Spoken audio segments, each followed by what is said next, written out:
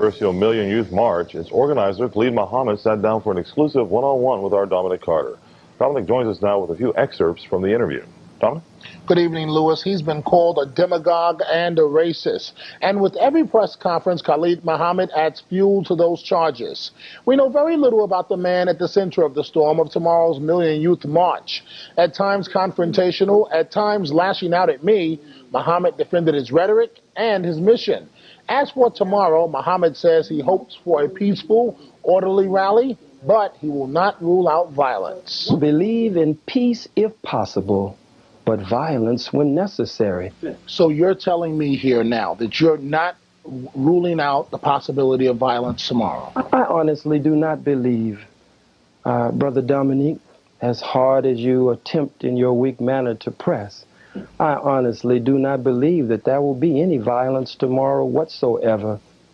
Muhammad already appears to be in damage control mode about tomorrow's event. We asked him if the march will be a failure if only 2,000 people turn out. Muhammad's answer, no, because thanks to the media, millions have already heard his message. Muhammad has also been dogged by questions about where his funding comes from, a topic he was not too happy to discuss. How do you make your living? Where do you earn your money from? How do you make your living? Where do you get your money from? But again, I'm here in the room. Well, how much do they pay you? I make a decent salary. And I make a decent salary from the masses of black people who love me. From donations? From the masses of black people who love me and love the strong and bold, uncompromising stand to reestablish black power. Muhammad did tell us he did not pay for his Harlem brownstone or even the suit he wore to the interview. We asked him what, besides the color of his skin, separates him from David Duke. Muhammad says his people have been oppressed, Duke's have not. We also asked him this question about Dr. Martin Luther King Jr. What would Dr. King think of what you're doing? What would, if he were alive today, what the hateful words that you have used to describe people, what would he think? As we say in the black community, you're too much. I mean, they've given you a list of questions. You're just making sure you go through every one of them. I hope they will give you a bonus, Mr. Carter. What would Dr. King think? You sit here and ask me what Dr. King would think. How could I possibly know what Dr. King would think? I think, though, that maybe Dr. King would understand that when you have a strong, militant, revolutionary, uncompromising voice out there, that it forces the enemy in a position to say, I'd better deal with Martin Luther King Jr. I certainly don't want to deal with the Black Power crew that's out there. Critics have charged Muhammad became invisible after last year's march. We asked him what has he been doing the last year. His answer, working street patrols with an organization known as Black Men's Movement Against Crack. He says he's working to set up a free food program and also doing work, Lewis, with political prisoners. All right, thanks a lot, Dominic. Good evening and welcome to another edition of Inside City Hall. I'm Andrew Kurtzman. The mayor says he's a hate monger. Harlem politicians say he's an outsider. He's called a demagogue, a racist, an anti-Semite. And with every press conference, Khalid Muhammad adds fuel to those charges. Tomorrow he'll address his so-called Million Youth March. Today, the minister sat down for an exclusive interview with my New York One colleague, Dominic Carter. Tonight, we'll bring you that interview. And then later, we'll bring together our Friday Reporters Roundtable to discuss the matter. We'll also part the curtains on this week's winners and losers in the news. But we begin with our top story. Khalid Muhammad refused today to rule out the possibility of violence at tomorrow's rally. He met up with our camera crew at Amy Ruth's, a restaurant on 116th Street in Harlem. He sat down with Dominic Carter to discuss his critics, his reputation, and more. Here is that interview. Mr. Khalid Muhammad, we want to thank you very much for joining us here on New York One. Thank you, Brother Dominic. I hope this is an opportunity for you to express your views, but also, frankly, there are some very serious questions that you need to answer. So let me go back to last year's Million Youth March, the first one that was held here. Now, you claim to be a leader in the African-American community, but what kind of leader tells thousands attending a rally. In self-defense, if they touch you, take their guns. In other words, what type of real leader advocates violence when there are thousands of young lives at risk? The Bible speaks of the Good Shepherd. And the Bible says that when the wolves attack the sheep, attack the flock, that the Good Shepherd is a responsible shepherd, and that shepherd works indeed to protect the flock from the attacking wolves. I notice you said in your statement that it was a statement in self-defense, and certainly in the Second Circuit Court and the Court of Appeals, Judge Chin and the higher court determined that my words were indeed words spoken in self-defense and self-defense only. But what kind of leader uses those words when there are people's lives at risk? A strong leader, a bold leader, an uncompromising leader. And then the type of leader that as soon as the stuff hits the fan, he leaves. Well, you know that I didn't leave, but you are playing the devil's advocate, as you do so often. You're sitting here in the place of the white man, saying what the white man wants you to say. You've seen in the newspapers, in the Post, in the Daily News, me in the middle of the police and the security holding me back. It was impossible to leave. I've even heard the lie that I left in a white Mercedes-Benz, which was early in the morning at 9 a.m. when I went to Federal Express. The police froze all vehicles behind the stage. No vehicle was allowed to leave that day. And as I faced the Klan and police in Jasper, Texas, after they had dragged our brother to his death, that is the way I faced them that day. And it is a propaganda scheme to say that I turned heels and ran, and I understand it's up to you to make sure that that gets out. But let me backtrack for 1 second. You've started with, I'm here in the white man's shoes, and I guess you're headed with the Uncle Tom. Do you work for New York One? I do work for Are you being paid for this interview? But do you get a check, sir? Is that the best shot that you have, the Uncle Tom line? I didn't call you Uncle Tom, but you said you've said it better than it could be said. You are here indeed. I believe you are a professional, but I do also believe that as a professional, you have a job, you have a duty. And I don't believe that you are a reporter first in the way that you have presented yourself to the community, a reporter who reports fairly. I believe that before being a reporter, you shouldn't be a reporter first. You are not a reporter first. You should be black first, with the responsibility. What kind of reporter would sit up and keep telling lies? What kind of reporter would try to confuse his people for a paycheck? Well, can you answer that, sir? Again, I'm here to ask the question. But can you answer that? Again, one other question. Will you answer that, sir? Minister, I'm not here to answer the question. What kind of reporter would ask the question? Put out false reports, sir? I don't. You're my brother. I love you, but don't do this, brother. Be a strong reporter. Be a revolutionary reporter.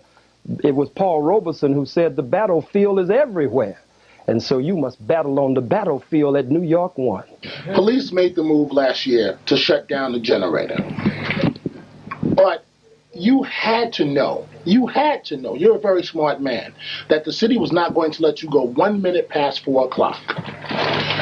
Can one reasonably conclude that you were looking to spark an incident, possibly to spark a riot? Emphatically no, sir. I was not. And I appreciate the credit that you have given me. But I did indeed believe that there would be flexibility at the end of the rally, because they had promised flexibility. And they had said that there would not be strict adherence to the 4 o'clock. So as you know, and I've heard you say, I had finished speaking. The police attacked an otherwise peaceful rally that had already concluded as I told our people to go on home in love and unity to their families. So I guess to some degree, sir, I did not believe that they would attack at 4 o'clock or 4:01 in answer to your question. Are you going to honor the 4 p.m. deadline tomorrow? Indeed, I will honor the 4 p.m. deadline on tomorrow. Are you willing to vow that you or your supporters will not call for violence tomorrow under any circumstance? No, sir, I am not. We believe that by the grace and the power of Almighty God and our ancestors, that we have a God-given right. We have a human right, And according to white constitutional law, we also have, according to white constitution, a constitutional right to believe in peace if possible, but violence when necessary. Everything in nature, sir, will defend itself. We should not be the aggressor. We should not be provocative, but we should defend our men, our women, our children, and our elders, as Judge Chin said, in self-defense. So you're telling me here now that you're not ruling out the possibility of violence tomorrow? I honestly do not believe, Brother Dominic, as hard as you attempt in your weak manner to press, I honestly do not believe that there will be any violence tomorrow whatsoever.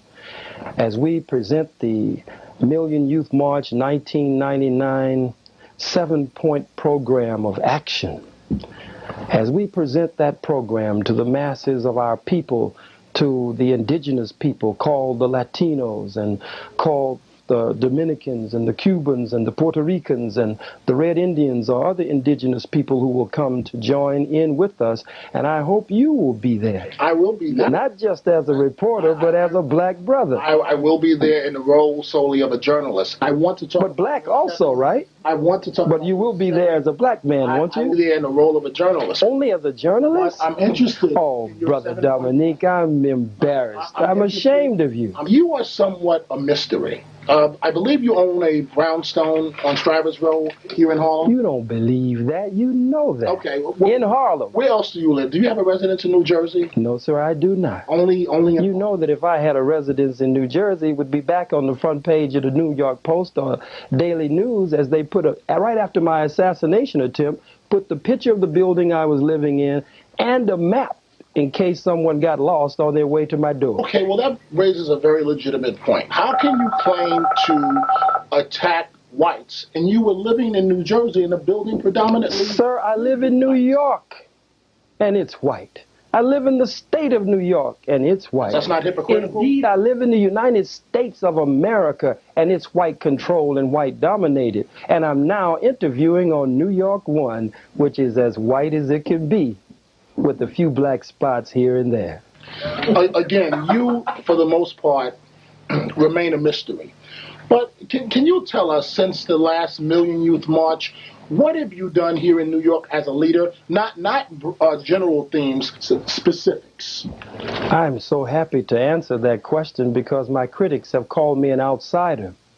The politicians of Harlem, when every day they sanction busloads of whites who are outsiders to come in and gobble up Harlem like little white Pac-Men, and have sold out to the white business interests and run the vendors from 125th Street. I must say to you that we have been working throughout the entire year with the black men's movement against crack, going door to door and street by street and block by block in the black community. That's not what I just started doing, my dear brother. That is what I've been doing all of my adult life and some of my young life as a teen, in addition to our anti-drug program. We're working to set up the free food program, only giving out food now and having free food programs here and there, but intending to lay the base from this mass mobilization, as Brother Kwame Ture taught us before he went on to the ancestors, now mass organization, free food program, feed the multitudes over the past year. We have done street patrols called crime units. Been feeding the poor over the past year here in New York City? My dear brother, sir, we have been doing that. That brings up another... And working with political prisoners that most talk about or read about. We have direct contact with them, speaking to them by telephone and in person as we go in and out visiting them and fighting for those who are on death row unjustly. Brother Gary Graham, Brother Mumia Abu Jamal, and many others of the political prisoners who are locked down. I'm not such a mystery. Black people in the black community have known me for a long time, and in the hip-hop community. But in a sense, the white man and you, to some degree, I don't believe you're really with them to that degree, are like Columbus. You're just discovering me just a few days ago. Well, that brings up another good point. How do you make your living? Where do you earn your money from? How do you make your living? Where do you get your money from? But again, I'm here in the room. Well, how much do they pay you? I make a decent salary. And I make a decent salary from the masses of black people who love me. From donations? From the masses of black people who love me and love the strong and bold, uncompromising stand to reestablish black power, black nationalism, Pan-Africanism, and black liberation theology in our youth and indeed in the masses of black people. So they make sure, my brother, that I have shoes on my feet and that I have food to eat. You've lashed out at some of my colleagues in the press, but if you've done any research about me, you would know that I don't back down easily. So let me try it again. That's why I want you to be a comrade in the struggle, because you're not a back down man. We need you, brother. Let's answer the question. The black nation needs you. Where do you earn your living from, specifically? Specifically from the masses of the people, as the pastor of the church, as the clergy of the church. As the clergy of the church, I have been wanting to be a minister since I was yay high. Of what church? And I am still the Church of Black Liberation Theology. And so are you paid a salary? I'm paid not only a salary, an expense account so that I can travel. So many people, as we do with ministers in every denomination, the suit that is on my back now was given to me.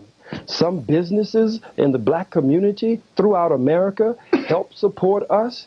Brother, we have so much love and so much support. I almost said you would be surprised, but some of this you already know, but I understand you have to do it like that. Maybe I should try again. Try. Will you please give us an answer to specifically how do you raise your money? That's something they told you to press me on over and over again. I have simply said to you, it is very clear. I have given an emphatically clear answer.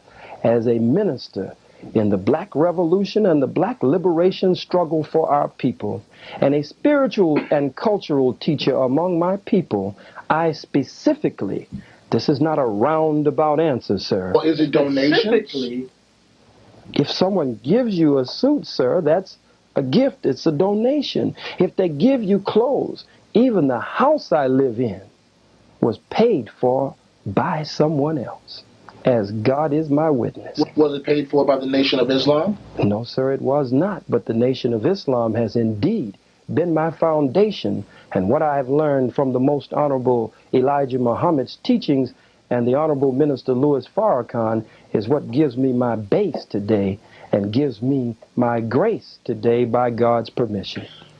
Minister Muhammad, how does all the anti-Semitic talk lift up black people? I don't understand, sir, what you mean by anti-Semitic you know talk. Exactly I don't what know I mean. what you mean. When I say anti-Semitic talk, and I don't want to repeat the comments that you've made in some of Then you don't want to ask me the question. About the cracker comments, the comments constantly about Jews keeping blacks down. Let's look at that, sir, if you will.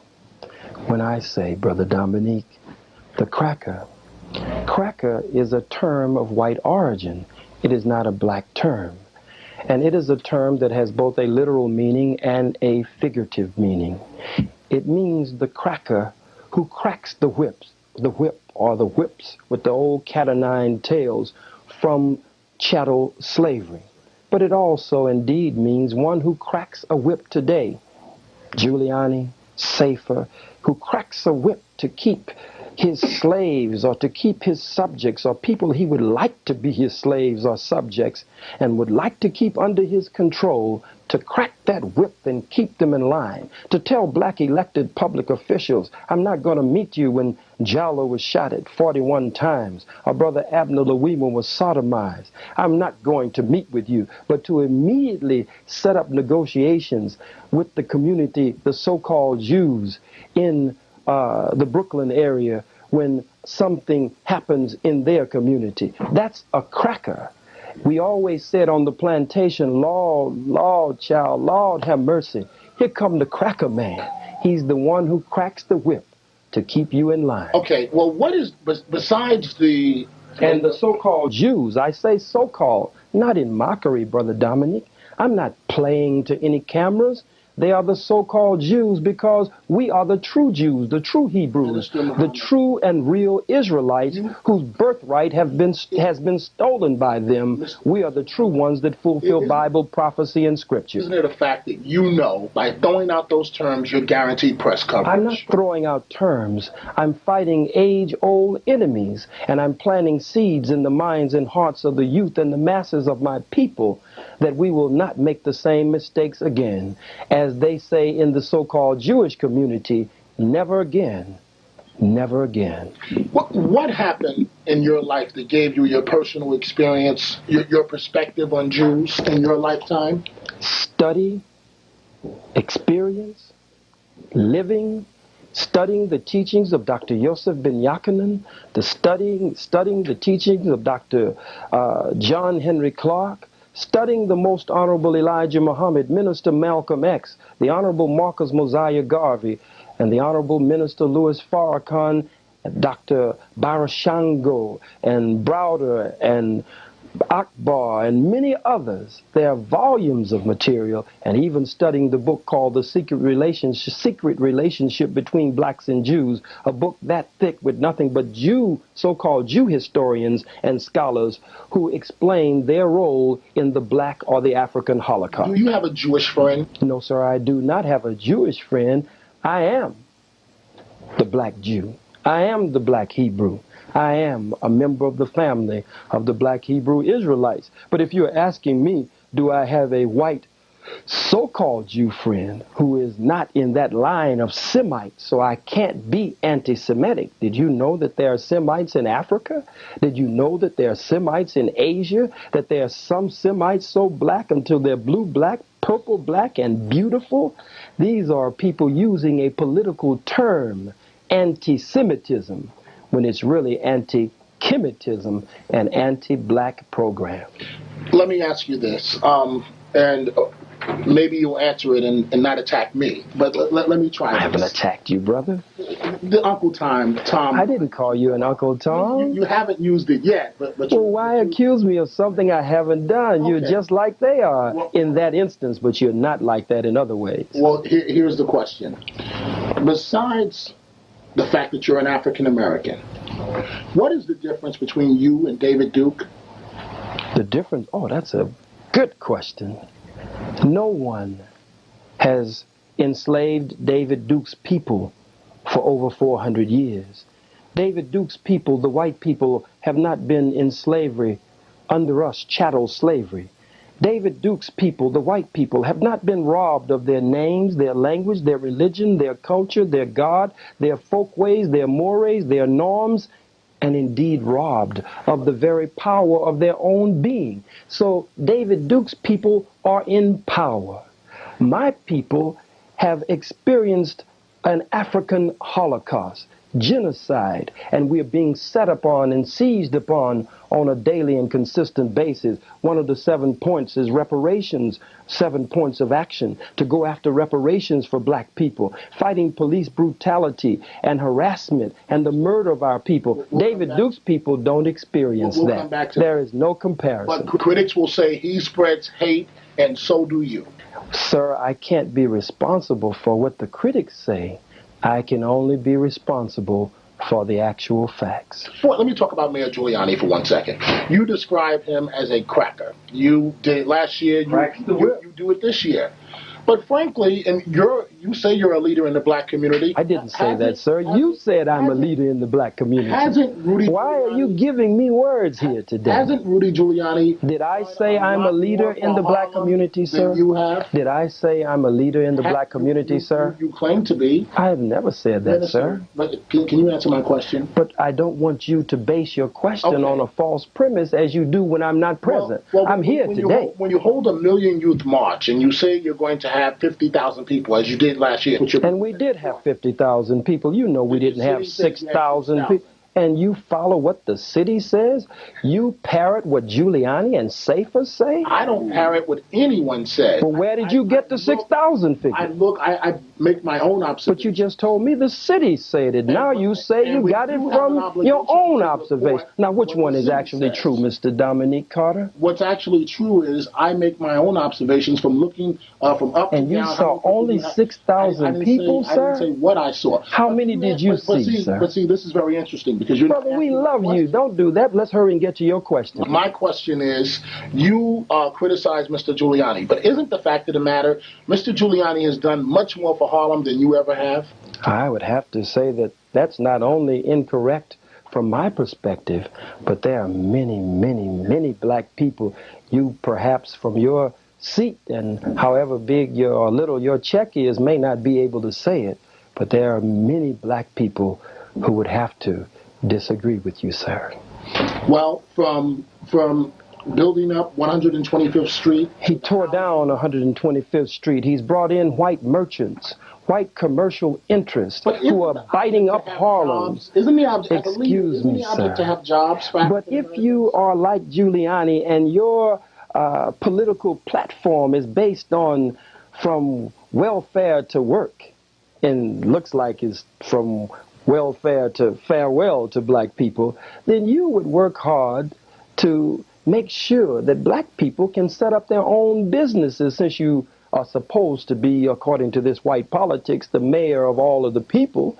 Don't bring in outsiders, as the Negro politicians are saying in Harlem, the outsiders, talking about us. When I live in Harlem, Attorney Wareham lives in Harlem, scores of our organizers live in Harlem. These are outsiders coming in. If Giuliani meant well, he wouldn't have moved the vendors from 125th Street. This was the African marketplace of the world. People from all over Africa and Europe and the Caribbean looked forward in the Caribbean to coming to 125th Street.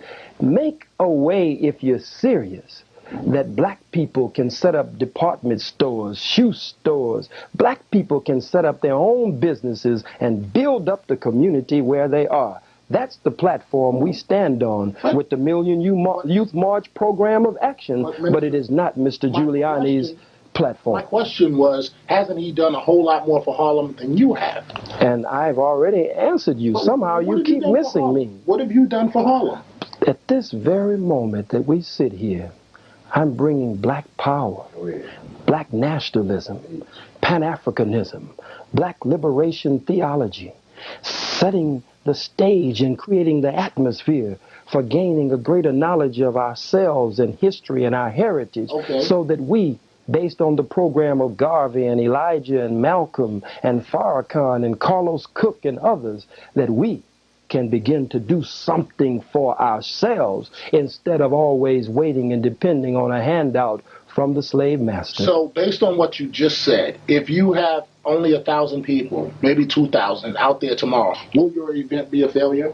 It will not be a failure because millions have heard our message. You've made sure of that, Mr. Carter.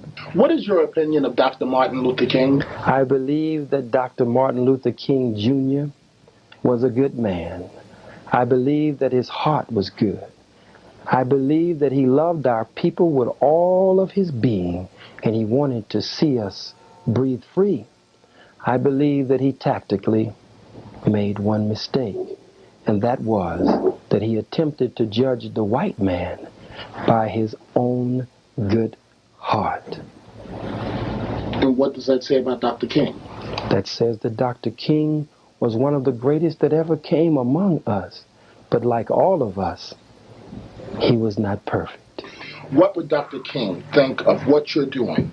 What would, if he were alive today, what the hateful words that you have used to describe people, what would he think? As we say in the black community, you're too much. I mean, they've given you a list of questions. You're just making sure you go through every one of them. I hope they will give you a bonus, Mr. Carter. What would Dr. King think? You sit here and ask me what Dr. King would think. How could I possibly know what Dr. King would think? I think, though, that maybe Dr. King would understand that when you have a strong, militant, revolutionary, uncompromising voice out there, that it forces the enemy in a position to say, I'd better deal with Martin Luther King Jr. I certainly don't want to deal with the Black Power crew that's out there. How do you go? And it's amazing. Is this something that you do with blacks that disagree with you? You have to be a Tom or a boot-licking, buck-dancing person. Well, where does this come from? I mean, you've made this charge several times to me during this interview. You know absolutely nothing about. I call you boot-licking? No, you haven't. But you said, I hope they give you. Am I disappointing you, Mr. Carter? And since I'm not saying those things, you're just going to give them to me. Is that what's happening? No. They're going to be angry with you when you come back because you couldn't get this across. So you're going to give these things to me. I haven't called you that, brother. You just said not one time. You said they sent you with a list of questions, and I hope they give you a bonus when you get back to the station. Well, does your wife hope that they'll give you a bonus? You don't know anything about me. Brother, I know that you have a family, and a bonus could help. It's time for break.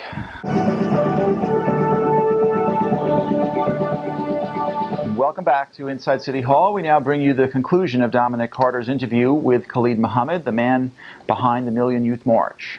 Minister, we've talked about many topics. Let's now discuss your 7-point plan. And is it realistic? I mean, one of the things that you're talking about is paying African Americans for slavery. Yes, sir. Now, the President of the United States, how many presidents did it take to apologize for slavery?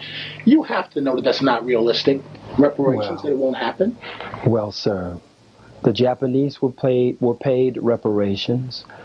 The people who are called Jews were paid reparations. Some of our brothers and sisters of the indigenous people who are called by the white man Indians, some of our brothers and sisters were paid reparations. And we can never say that it is unrealistic. It is a goal. It is a platform. It is a just demand against our oppressors and those who indeed owe us to repair the damage. So, because you feel that it is unrealistic is not reason enough that the youth would take it from the 7-point program of action. Can you go through the 7 points quickly? Please allow me to do that. I thank you. Number 1, the program of action for the Million Youth March 1999 is to end police murder and brutality and the harassment of our people. Point number 2, self-defense of the black community, to build the people's militia as a self-defense unit as the Constitution of white America allows for. Number 3, control of the politics and economics in our communities, build independent political, social, and financial institutions in our community. All realistic goals. Number 4, build independent schools, black liberation schools, community control schools, alternative schools, where we can train and teach our children a proper knowledge of self and education that will lead to a brighter future. One of our sub-themes of the march is saving our youth, securing our future. Black power into the year 2000 is the main one. Number 5, reparations for the descendants of African people enslaved in the United States of America, we have just touched. Number 6, free all political prisoners and prisoners of war. And number 7, self-determination for the black nation. 40 million Africans inside the United States are an oppressed and colonized nation, and our struggle, the youth say, and we back them up 100%, and it is our struggle also, is for national liberation. What type of leader identifies an elected official, a council member, Yes, sir. and then has his followers, or his followers then follows that individual for several blocks, and the elected official, Bill Perkins, Councilman Perkins, feels threatened? I'm glad that they gave you the right questions. We never did that. That is why District Attorney Morgenthau could not indict me. That is why no warrant was issued. That is why in all of the clips that were played, initially, Councilman Perkins called for my arrest. But you see me in none of the clips. I didn't tell anyone, go get him, go do this. And all of those who are around him, all of them, just a second, all of them who are around him are his own supporters, and they're the ones jostling him and moving him. Not one of the brothers or sisters, the youth that I watched from across the street, ever touched him. Not one of them ever threatened him, but in the tradition of Harlem, as we always have done in Harlem. They did ask him why this and why that and how come you this and how come you that. I think it was a good exchange. There is no need for the councilman to fear any violence or physical harm from us. But we are going to send the councilman home come election time so he can watch the activities of Harlem from the television set comfortably at home. What do you say to those that say you are nothing more than a con man? I would say that I am gaining, by the grace of God, the confidence of my people, that they see me as not one who will turn heels on them and run or grab the money as the lie goes out when we played video film after video clip in court.